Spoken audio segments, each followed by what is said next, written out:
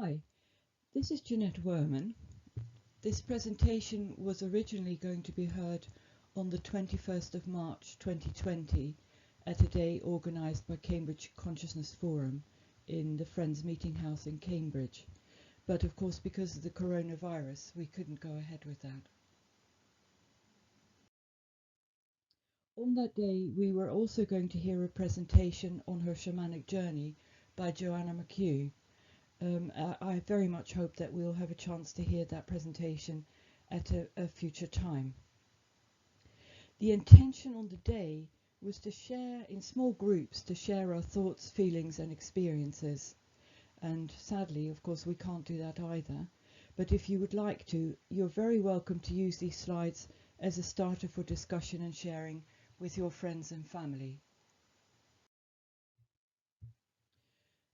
So the starting point for the day was the experience of many of us that our world is in a crisis, not just COVID-19, but also the environment, politically, economically, in so many different ways.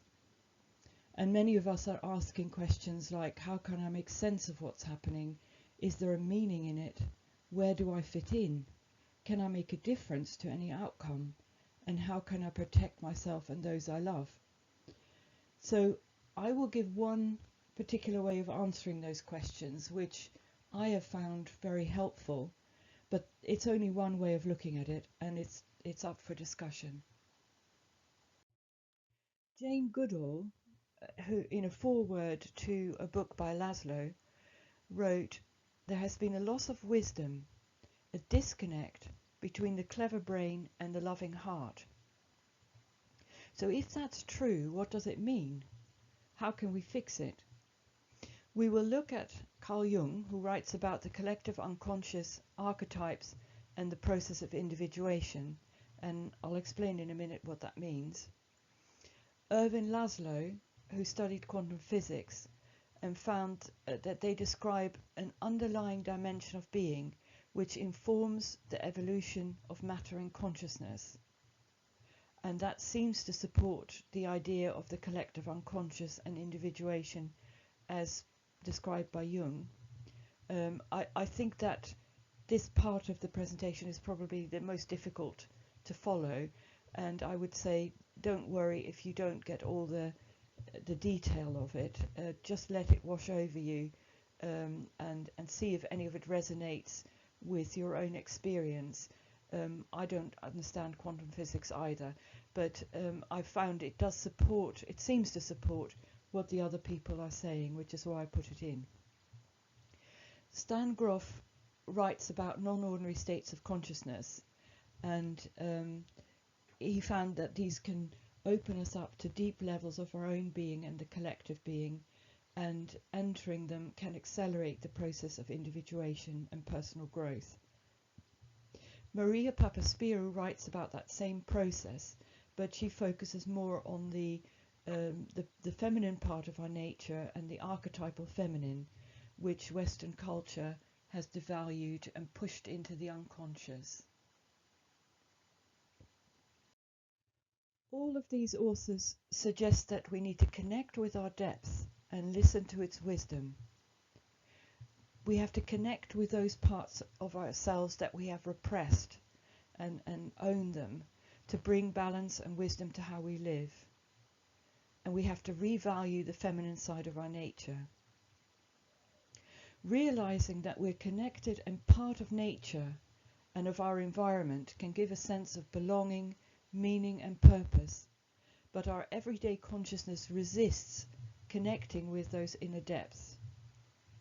The myths of the hero's journey and the Great Mother, the Anima Mundi, can inspire us and guide us in that journey.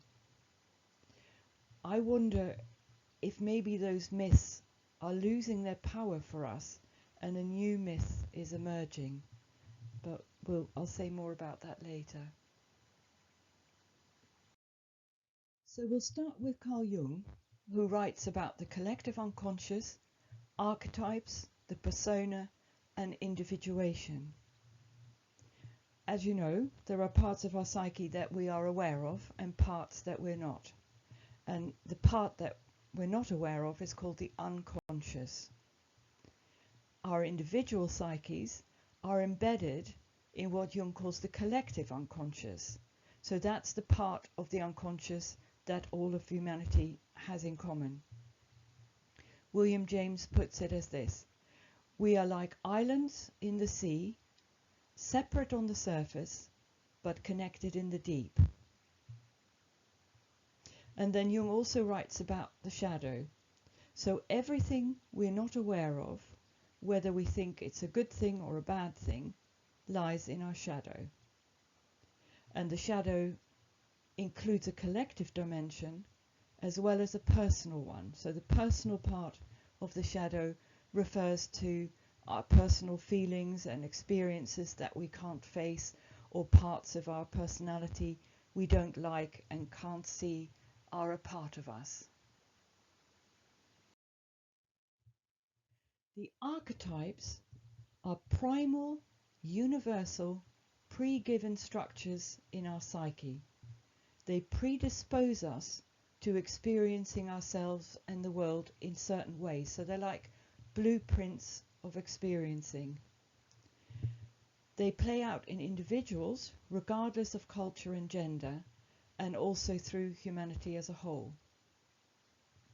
They are beyond words, and we can only catch glimpses of them through dreams, stories, visions, art, symbols and myths. Tim Reed wrote about something he calls archetypal penetrance. So he says some states of mind, like Grof, he says some states of mind can open us up more to experiencing the archetypes. And these experiences can be really intense and have an awesome, numinous quality when they happen. And they can be beautiful or they can be terrifying. And definitely our conscious mind can't grasp them, we can't comprehend them. So they can come with crisis, but they also offer an opportunity for accelerated growth. The anima and the animus are two key archetypes that relate to the masculine and the feminine principles. They are part of everyone's psyche, so whether you're a man or a woman, it doesn't matter. You're still going to have the anima and the animus as part of your psychological makeup. Which gender we associate those qualities with is to an extent culturally given, but the principles themselves are inherent in the way we understand ourselves and the world around us. They are two halves of what's called the androgyne, which is the whole within containing both, so the integrated anima and animus. Marion Woodman explains the two principles in this way. She says, the true feminine is the receptacle of love. The true masculine is the spirit that goes into the eternal unknown in search of meaning. The great container, the self, is paradoxically both male and female and contains both. Jung also writes about individuation and the persona. So individuation is a natural process, so we all go through it, by which we come to know ourselves and others in more depth and find our own unique path in life. We become aware of things we didn't see before, things we don't like about ourselves, and hidden positive qualities and talents we didn't know we had. So as we make those things more conscious, we integrate them into our conscious awareness. So that's what's meant by integrating parts of our shadow. The persona is the person we present to the world, our mask, if you like. So we try to be the kind of person other people like, and the kind of person society rewards with good jobs, a nice home, and so on. But that gets in the way of us becoming more deeply aware of who we are. So the persona can run counter to the process of individuation. The pictures, the background one is meant to be someone setting off into the deep unknown in search of a deeper sense of who they are, and the inset is a young woman who is presenting herself in a way that she thinks the photographer will like to see. So is there any scientific evidence for the collective unconscious? So one way of approaching that question is by looking at the world we evolved out of. If we can understand that, perhaps we can understand our own nature. So there are two ways of approaching answering that question.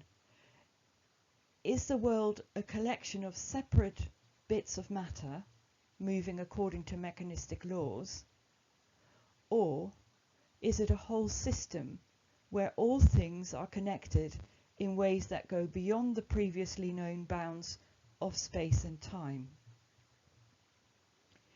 So the modern worldview, which was based on Isaac Newton's laws of classical mechanics, suggests that the world is like a masterful clockwork, and we have kind of accepted that in our everyday lives, and we've stopped seeing ourselves as part of nature.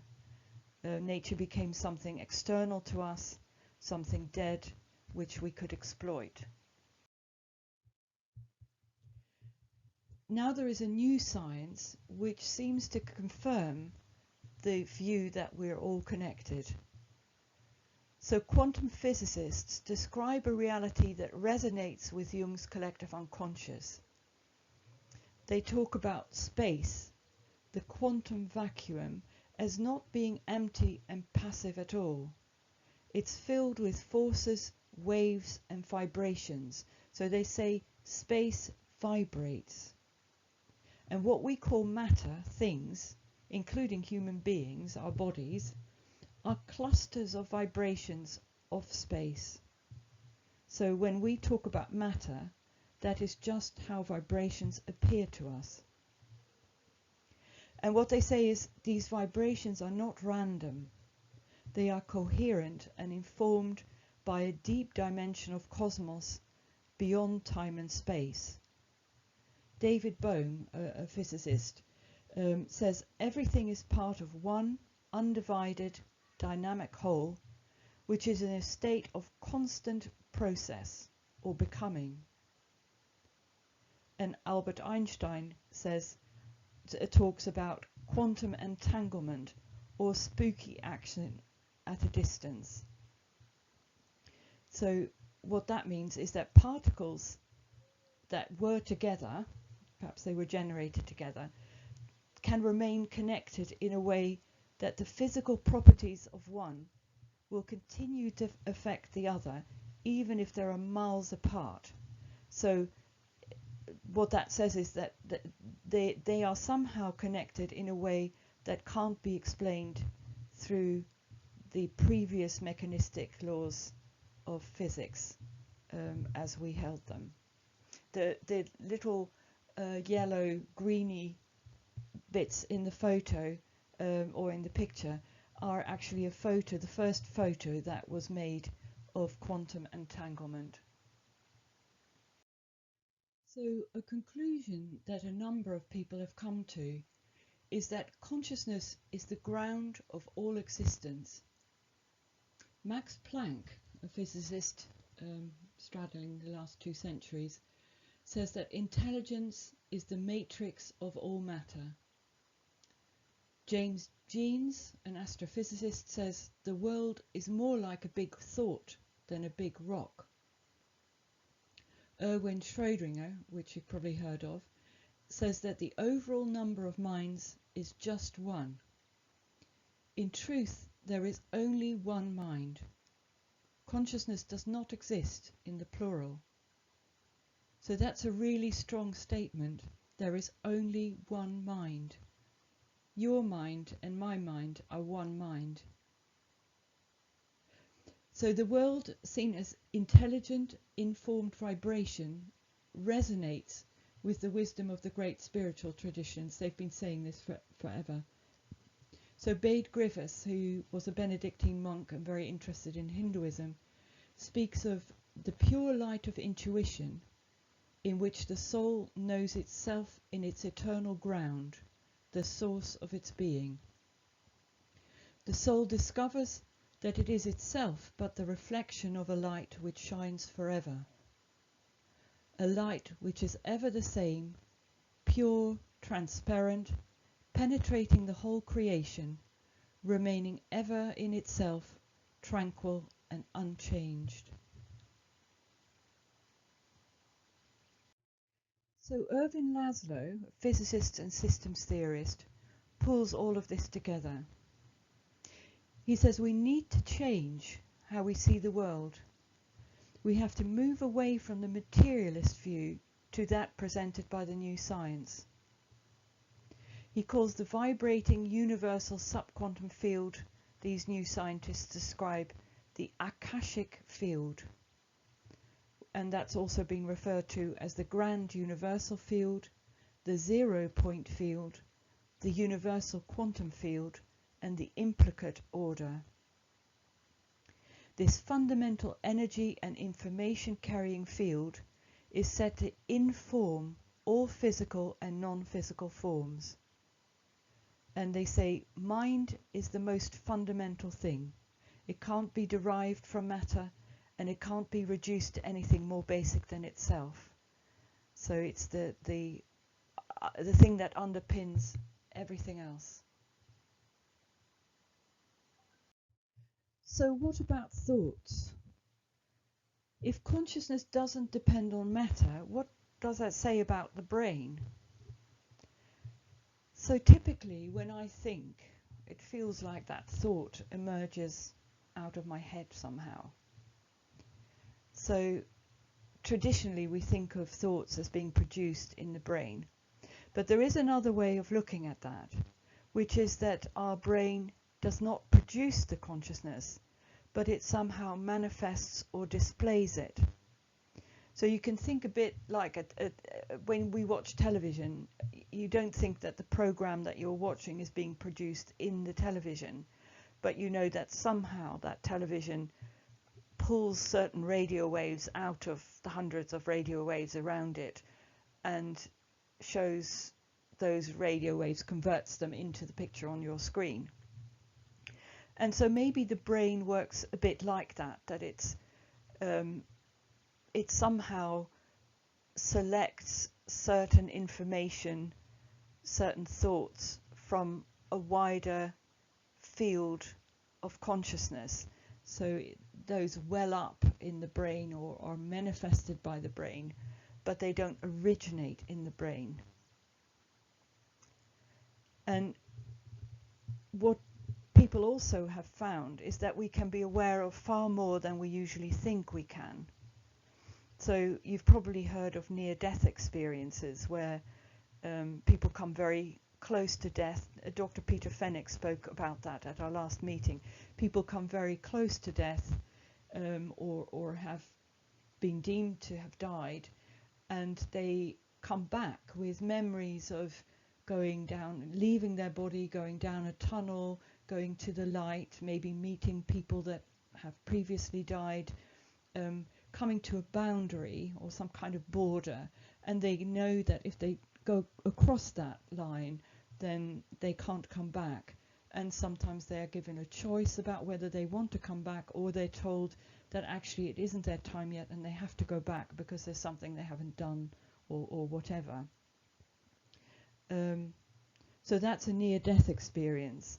And then another category of experience is out-of-body experiences, where people somehow leave their body, their consciousness leaves their body. They can find themselves looking down onto their body, lying on the bed or whatever, or they can even travel and see scenery elsewhere or see people elsewhere. And then another category of experience is transcendental awareness, where the brain is known not to be functioning. So it might be in a coma, It might be very deeply anesthetized, and yet people can give verifiable accounts of conversations that were had around them, or things that they have seen that really happened. So the importance of these kinds of experiences is that it demonstrates that there might be a way that consciousness can operate. We can be aware and have experiences regardless of whether our brain is active or not. So then our feelings. Laszlo says that vibrations that manifest cosmic intelligence have a physical and a non-physical aspect. So remember that everything we see, all matter, is actually clusters of vibrations, including ourselves. So he says, viewed from the outside, every cluster is a physical phenomenon, a pattern of vibration in space and time. Viewed from the inside, from the perspective of the cluster, it's a perception, an awareness, a feeling of the world in and by that cluster. So this is really difficult to grasp, but I think what he's saying is that as you look at me, and as I look at my own body, my hand, I interpret the vibration of the cluster of vibrations that makes up my body and my hand as matter. So I see myself as matter, and you see me as matter. So a physical phenomenon.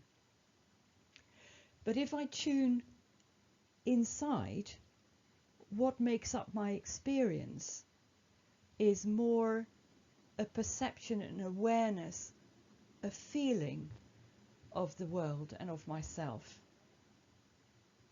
So there is this external physical reality, if you like, phenomenon, and an internal subjective phenomenon, which is my experience of being me, which is distinct from the physical. So Laszlo says this internal subjective aspect is the consciousness aspect, and that is fundamental to the universe, he says. It's present in all clusters, not just humans, from quanta to galaxies. And the other thing he says is it didn't emerge over time. We tend to think of consciousness as gradually evolving as a species develops over eons. And he says that that's actually not right. What does change is the level at which consciousness manifests in the cluster. So a human is more aware than a snail. But the actual consciousness aspect of existence has always been there and is the foundation of what exists. So Laszlo tries to talk about or answer the question of who we are. He says we are conscious beings in an intelligence-infused universe, an infinite consciousness associated with a finite body. So think back to the previous bit about the physical phenomenon, which, the matter that we observe, or that we interpret the cluster as matter, looking at it from the outside, and the subjective element, which is how we experience ourselves. So our body is a cluster of vibration in that field, that intelligence-infused universe. And that part of us is mortal. Our body is mortal. But our consciousness manifests the infinite intelligence of the cosmos.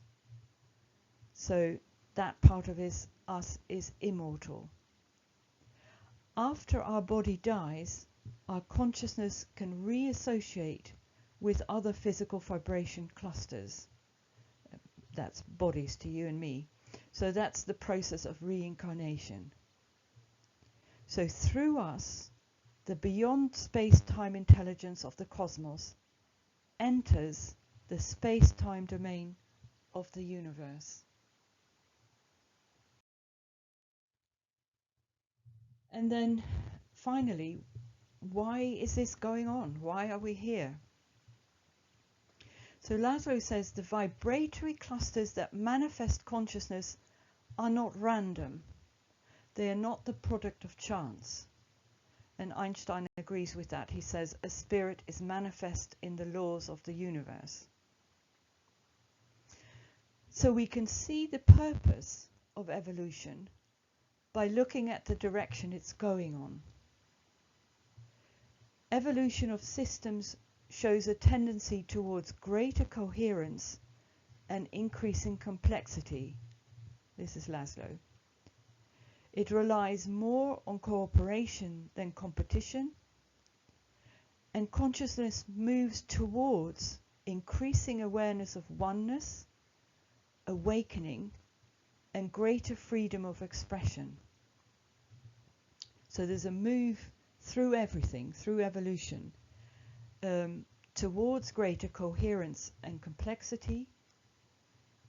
It relies more on cooperation than competition, and it moves towards awakening, to becoming more aware and a greater freedom of expression.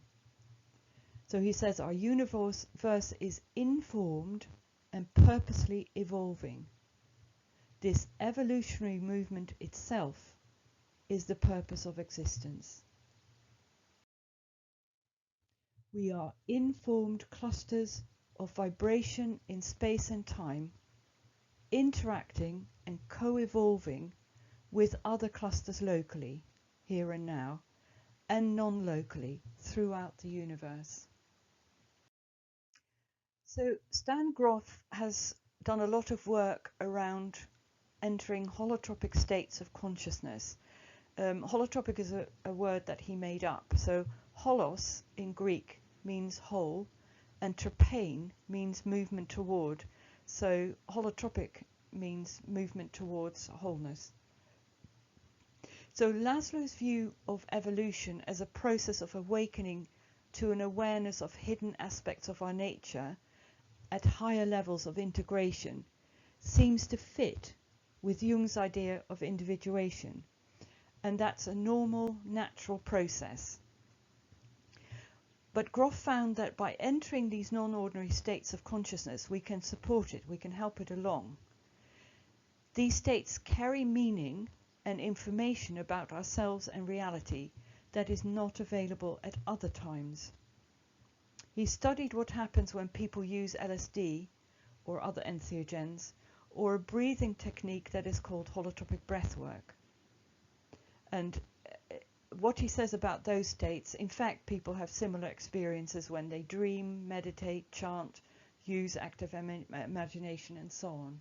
There are many ways that you can enter non-ordinary states of consciousness, and shamanic activity, of course, is a big one. So he says what happens in these holotropic states is that our consciousness expands, and we have a broader sense of reality and of who we are. They reduce the ego's control. Normally the ego does its job. It filters out of a massive amount of available information around us. It takes out from that, narrows it down to what we need to function in the everyday world, which is very necessary. But it is also helpful to sometimes move beyond that. So these states allow us to enter a space of immersion and surrender, and of deep intuitive visions beyond the immediate perception or words. So we learn through symbols and images and feelings arising from a deep creative source. And as these states dissolve our normal sense of boundaries around our body and ego, we can have experiences that fall outside of three-dimensional space or linear time, and that allow for direct experience of elements of the collective unconscious. So they break through the ego's illusion of being separate and help us see that the connections between everything that exists. And they also show the creative power of destruction and chaos. We tend to fear chaos, but they can reframe it, they can show it as part of a process of transformation and evolution through the cycles of birth, death, and rebirth. So how do these states affect us? There have been studies, and I've mentioned one of them there, the Spring Grove experiment and its sequels in the 60s and 70s, that have looked at how people have changed as a result of entering non-ordinary states of consciousness. And they found that people tended to be less identified with their body or their ego and more in touch with a felt sense of themselves as an immortal consciousness or soul. They felt less existential distress and they were less afraid of death. They tended to reevaluate what is important or meaningful to them. They tended to change their perception of time from it being fixed, static and linear to a perception of time as all time being one, held in one internal moment. Their spirituality might move to something more like the spirituality of mystics.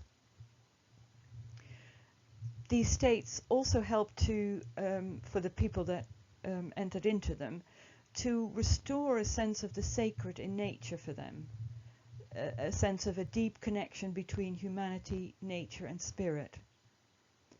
They might see how everything is reflected in everything else and make statements like that they could see that love is the greatest power in nature. They also came to see chaos as a stage in a process that is positive and meaningful.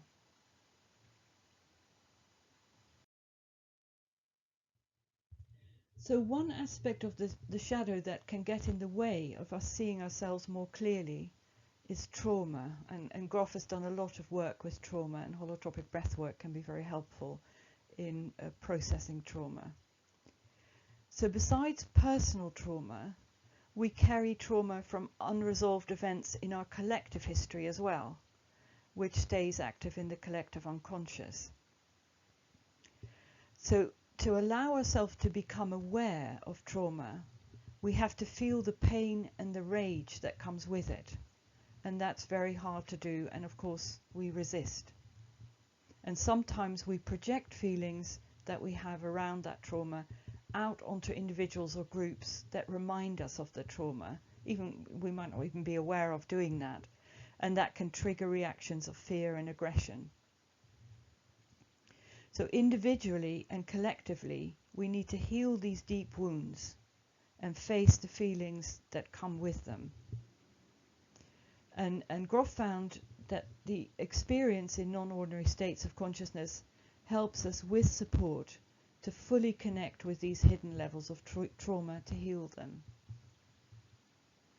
So the reason in the context of this presentation that this is important is that if we are holding a lot of pain and rage that is too difficult for us to deal with, and so we're defending against even becoming fully aware of that because of some kind of trauma in the past, then we're also going to be more resistant generally to allowing ourselves to open up to our unconscious and the collective unconscious, and these wider levels, these deeper levels of awareness.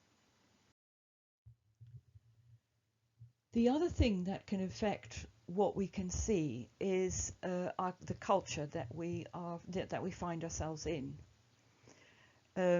So we are being told that certain things are true or real, and some things are thought to be good and other things are bad and we should be ashamed of them. And that affects what we can easily allow ourselves to feel or express.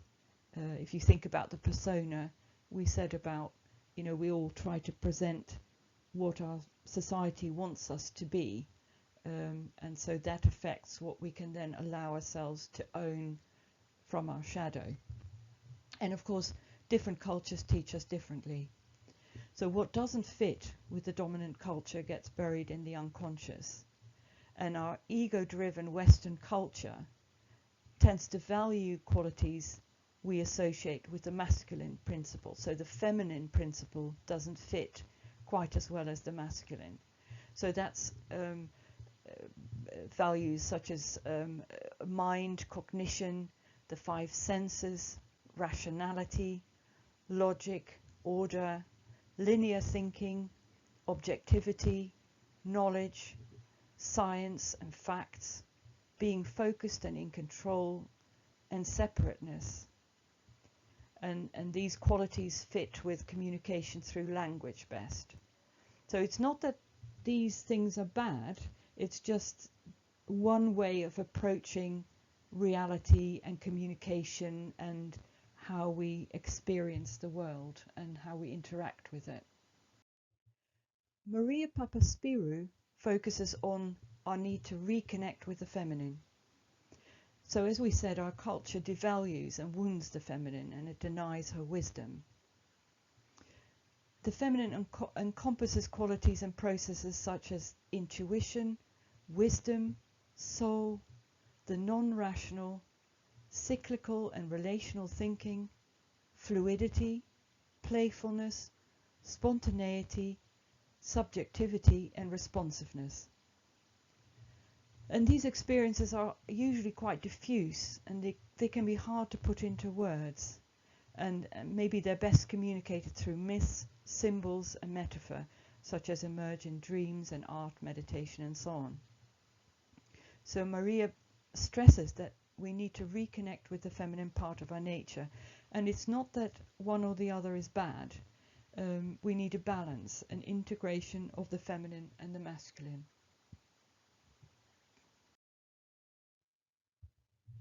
So recovering that balance, of course, is a very hard thing to do. Experiences of our inner depth are diffuse and they're fluid and they're transient and they're very hard to grasp. So you can't explain them. It's difficult to tell people about what you've experienced and for them to understand really the quality of what you went through. These experiences can be fascinating and beautiful and ecstatic, and they can also be absolutely terrifying. Because it's so alien to our Western culture, it fears the feminine and it calls it emotional, subjective, hysterical, chaotic, diabolical, evil, dangerous, seductive, and even insane. An example of how it regards the feminine is the myth of Eve in the Garden of Eden. She ate an apple from the tree of knowledge and corrupted Adam. And the judgment on that repressed the feminine and repressed the idea, the value of expanded knowledge into our collective shadow. The conclusion was that it was sinful and very bad. So Maria speaks of femtheogenic consciousness, by which she means the deep sources of wisdom that are held within the archetypal feminine. Femtheogenic consciousness. So I wanted to say a little bit about my own inner journey and how it changed me. I didn't want for it all to be hypothetical. So the materialist view of reality always seemed empty and meaningless to me. I was brought up by two scientists, and I was thoroughly imbued with the materialist view of reality. And I had some small anomalous experiences as a teenager, but I just discounted those because they didn't fit in the picture of reality as I'd been taught it. I had no spiritual faith, and in my teenage years, the latter half, I couldn't see the point of living without there being more. And I really felt quite desperate, and I tried lots of things like joining a church group and reading around mysticism and Taoism and I tried different spiritual practices like meditation and chanting, and I went to retreats, but nothing helped. I was really stuck. And then in my late 40s, I came across Stan Grof's holotropic breathwork. And at the same time, I tried, or really encouraged by Stan's teachings, I tried intensive meditation and psychedelics. And all of those things together triggered episodes of Kundalini energy, which is a kind of energy that can come through the body. And all these things together showed me that definitely reality is not what I thought it was. So I suppose one experience I had stood out from, or stands out from all the others. It was an experience in which I felt like a disembodied point of consciousness in a field of pure consciousness, light, love, wisdom, and compassion. It was an amazing experience. I felt one with that field, but also distinct, like a refraction in a crystal. If you hold a clear crystal like a quartz up to the light, sometimes there's a little schism in it, and that just catches the light when you move the crystal. And that's how my consciousness felt within that deeper field. And it seemed to me like there is nothing that is not that light, that love and wisdom, and that whole consciousness field.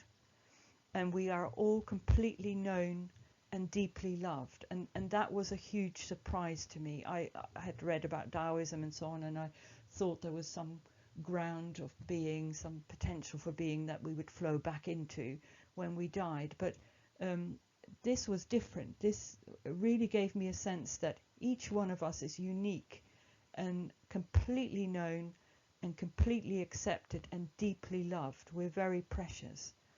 And that experience changed me. I had no more existential angst or fear of death. I'd always been quite big on existential angst, but that seems to have gone. I'm still afraid of dying, and I hope that I won't be in pain when I die and so on. But I'm not afraid of the process of death once I leave my body, entering into death, and of being dead. And the message I heard, when I felt myself coming down from this experience as the entheogen wore off, I asked, what do I do with this experience once I'm back into my ordinary world? And the answer I heard was, we are all this light, and it doesn't matter what we do, but we should always see this light in each other and reflect it back to each other, so that we can all come to know that light in ourselves.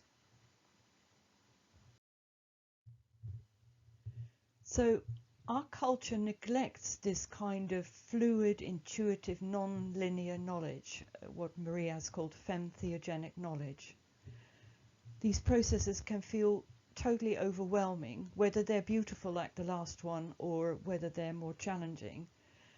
They still can feel like an actual death to our conscious rational mind, or our ego, which tries to keep its boundaries going, and this completely washes your boundaries away.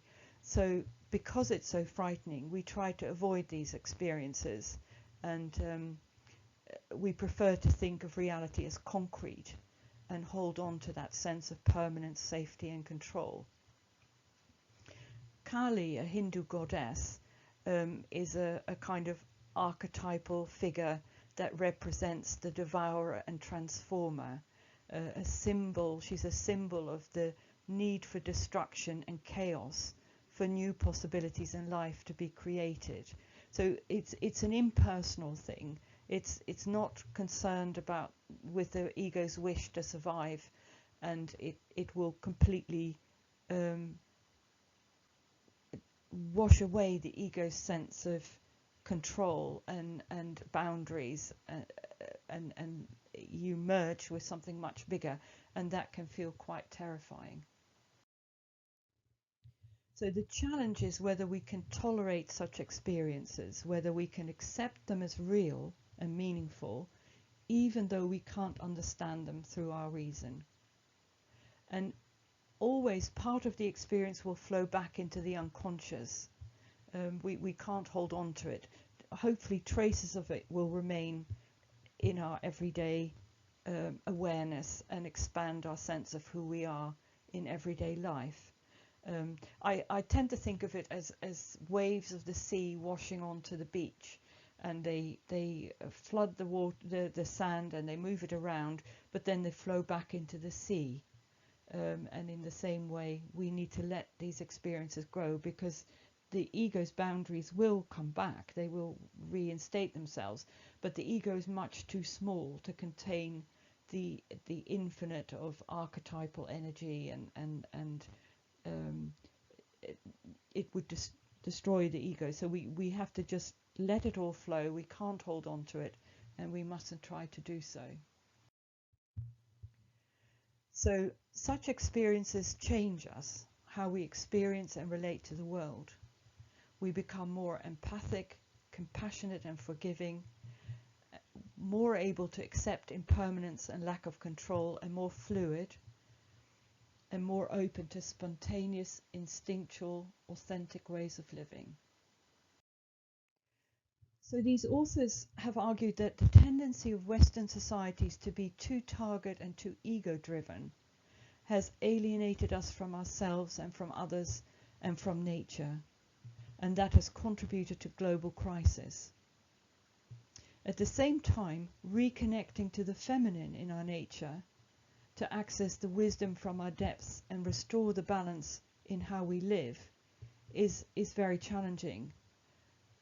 Facing our individual and collective shadow is terrifying. So there are two universal myths that can inspire us to do that, and can contain and guide us on our journey. The myth of the hero's journey, and that of the Great Mother, the Anima Mundi. So if you remember, Marion Woodman described the masculine as the spirit that goes into the eternal unknown in search of meaning. So that captures the essence of the hero's journey. It gives us a roadmap for the scary journey of individuation. So the hero, which is us or our ego, hears a call to adventure and goes deeply into him or herself to face unknown challenges. And he or she goes through the terror of being overwhelmed and dismembered, the cold, painful, dark experience of death. And that's the ego death that we spoke about earlier. We find unexpected resources and help, and come through transformed.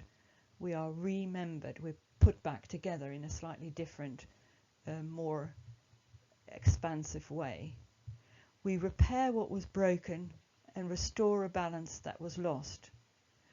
We return to the surface changed, with wisdom and resources that we can then share with our community. So the archetype of the wounded healer is kind of reflected in that journey. It's the story of the guide who has gone through that journey, him or herself, and is able to then support and heal others. An example of that is Chiron, the centaur in Greek mythology, who was wounded and could heal others but could not heal himself. But another example, of course, is shamanism, where the shaman goes through a healing crisis or experiences of ego death, being stripped to a skeletal level and rebuilt, or eaten whole and then vomited up with new awareness. So those are sort of archetypal images of what happens in this process. The Great Mother, the myth of the Great Mother, or the Anima Mundi, relates to the true feminine, and Marion Woodman described the true feminine as the receptacle of love. So where the hero's journey myth reflects a process, the myth of the Great Mother reflects a state of being. She reflects the spirit that resides in everything, the source of creation, consciousness in matter, the world soul, which is sort of similar to Laszlo's Akashic field. In earlier days, ritual was used to activate resonance with this light, so that light spoke to light, which is a phrase from Helen von Lee's book. So the myth of the Anima Mundi reflects a potential in ourselves to know through imagination and intuition, to see the sacred in nature, to know that the world is alive, that all is connected in love, and to know the light in nature and in ourselves.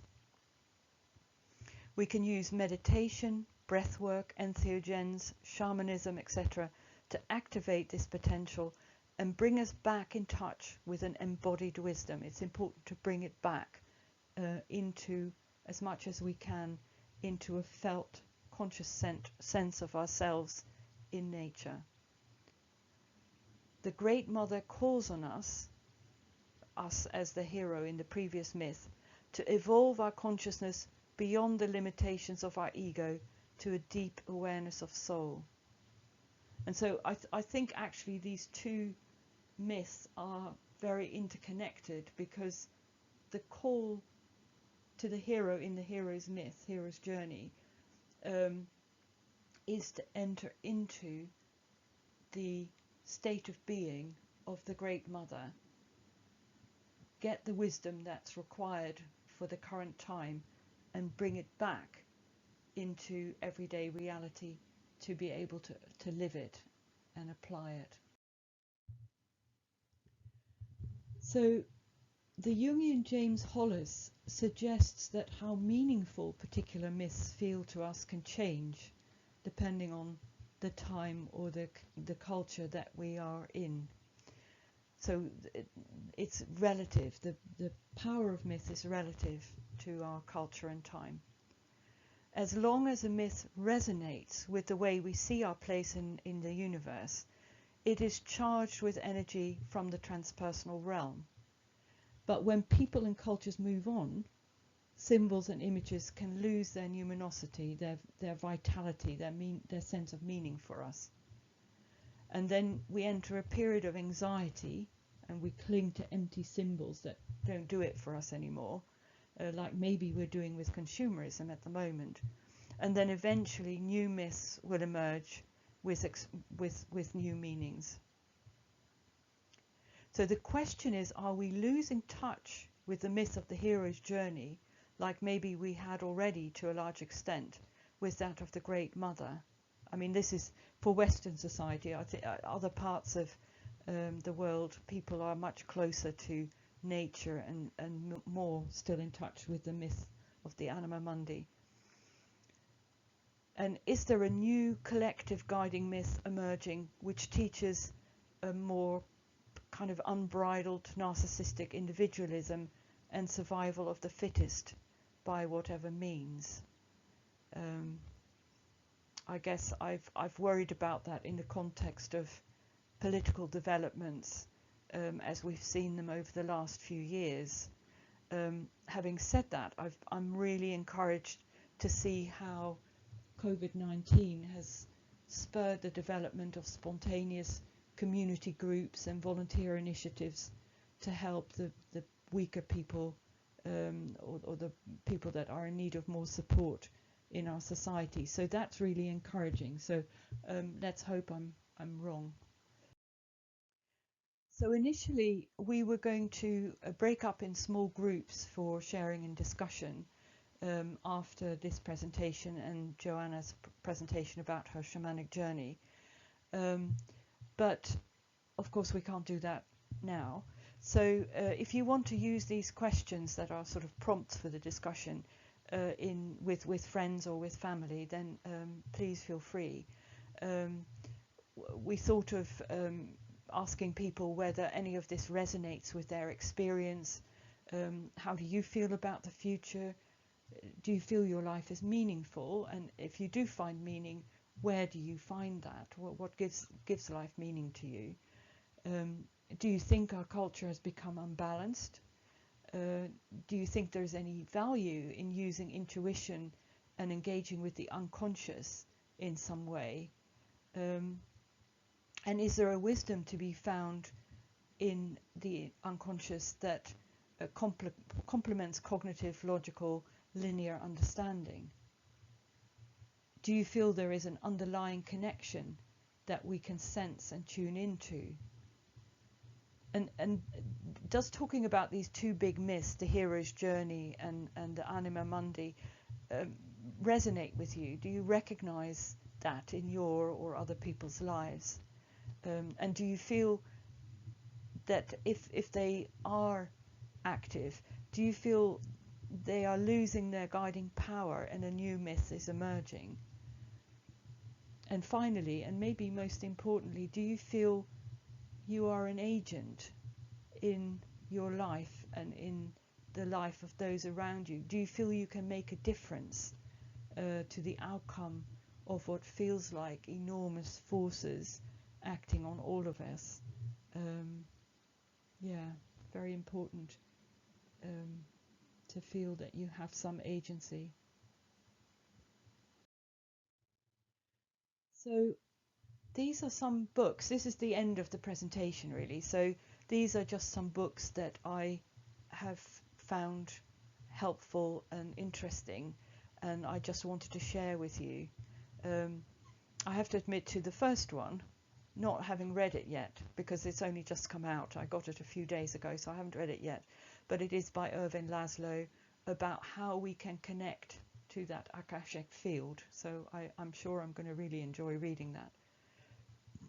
The Psychedelic Mysteries of the Feminine by Maria Papaspyrou, Chiara Baldini and David Luke is a wonderful book. I've drawn on Maria's chapter for my presentation here, but there is much more both in what she writes and what the others write than I've captured in here. Jung, Modern Man in Search of a Soul, is a book that gives you a bit of a sense of Jung's work and his thinking. The Intelligence of the Cosmos, Why Are We Here, is a book by Ervin Laszlo that I have used for this presentation, and I love it. It's very, very good. The next book is also brilliant, by Chris Beisch, LSD and the Mind of the Universe. It's an account of 73 high-dose LSD sessions that he took over a period of 20 years. Both a summary of the actual experiences, but more importantly his reflections on what he has learned from that, what he has experienced. It's very powerful and beautifully written, and it's helped me understand some of the very minor experiences I've had. I've done nothing like the work he has, but it's helped me put into context the little glimpses that I've seen of the whole that he's seen a lot more of. The next book is by Stan Grof, Healing Our Deepest Wounds, which, if you read it, gives you a sense of his perspective on using non-ordinary states of consciousness to heal individually and collectively. The book by Bohm, David Bohm, I found quite difficult to read. I've put it here because I'm referring to David Bohm, and it is an important book, but I wouldn't choose it as the first book of these books to read, only because I certainly struggled reading it. So then Walking the Shadows, Archetype and Psyche in Crisis and Growth by Dr. Tim Reed, a lovely book explaining how the archetypes interpenetrate even when we're not aware of them. They are the blueprints for how we experience life, so that our whole life is interpenetrated with these archetypes. And again, he speaks of how non-ordinary states of consciousness can help us open up to them more, so that we become more aware of how they impact with us and how we interact with them. Another book by Stan Grof, which looks at anomalous experiences, if you like, things that can't easily be, or can't at all be, explained by mechanistic science, the normal modern paradigm. Another book by Christopher Beige, Dark Night, Early Dawn, an earlier book of his, but again, beautiful book, speaking about the way we are all part of a larger consciousness. The Return of the Feminine and the World Soul by Gwelyn von Lee. Lovely book, completely agreeing. He's a Sufi mystic and teacher, and what he's learnt from his work with the inner self completely supports with what Maria Papaspyrou has been writing in her book. Stan Grof, again, I told you he was my hero. Psychology of the Future. So he gives an outline of an enhanced understanding of human psychology, transpersonal psychology.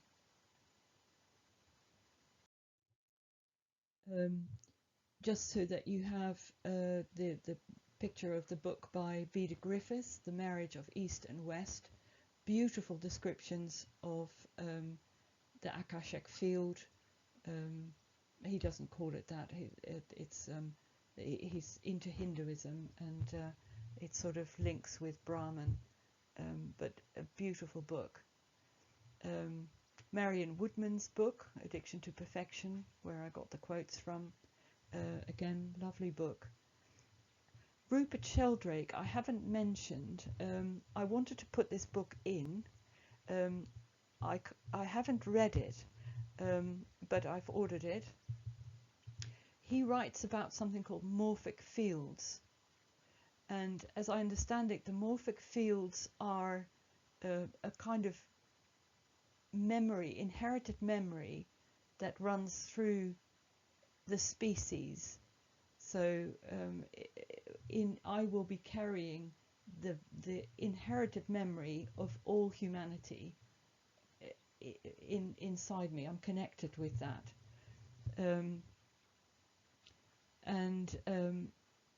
So he describes how not only does that inherited memory affect how we experience and behave, but it also, the way that we think and what we learn and how we come to see the world then feeds back into that collective memory to change it for the next generation. So there is this kind of constant feedback loop backwards and forwards between individual experience and learning and what we get given by this wider field, this wider memory.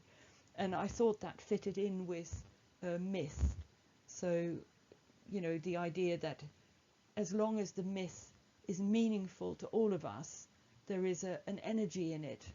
It's energized by all us individuals, and it's energizing us, and we're energizing it.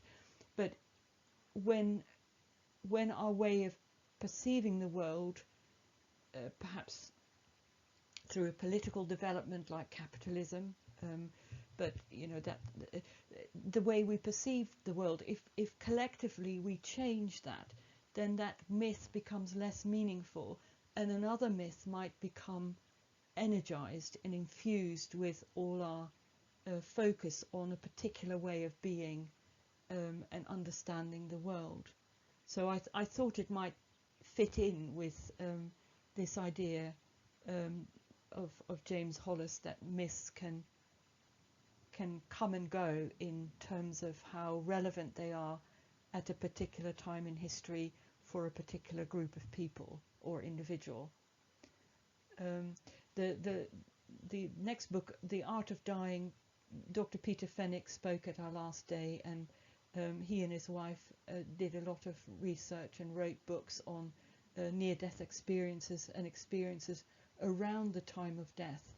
And he's very interested in how consciousness can survive without the brain, without an active brain to be powering it, if you like. It's independent of our physical body and brain. So Michael Kearney is a psychiatrist who has done a lot of work in hospices using creative imagination to help people access their inner depth and draw meaning and healing from that level. He uses the myth of Chiron to illustrate what he's doing, the wounded healer. Beautiful book. And then finally, James Hollis's book on Tracking the Gods, the Place of Myth in Modern Life, which I've drawn on for this presentation. Again, a lovely book. So that's the end of this presentation. I hope you find it helpful. Thank you for sticking with me. It's been long. If you think it is helpful in any way, please use it. Share it with friends, family, on social media. There's no copyright attached to it, so just it's for all of us to use. And I send you all my love and hope that we all come through this really difficult time, and hopefully something new and beautiful will come out of the disintegration that we are experiencing at the moment. Maybe a renewed sense of connection between all of us across the globe. I certainly hope so. With all my love.